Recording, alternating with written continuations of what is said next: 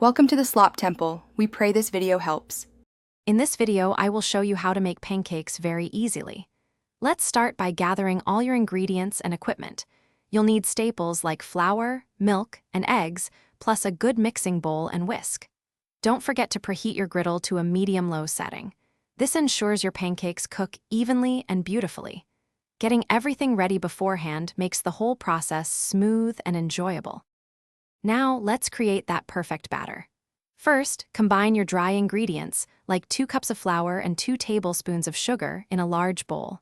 In a separate bowl, whisk together your wet ingredients, such as 1 cup of milk and 2 large eggs. The key is to gently fold the wet into the dry until just combined. Overmixing can lead to tough pancakes, and we want them light and fluffy. It's time to cook.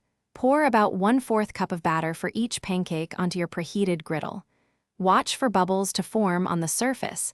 This usually takes 2 to 3 minutes. That's your signal to flip.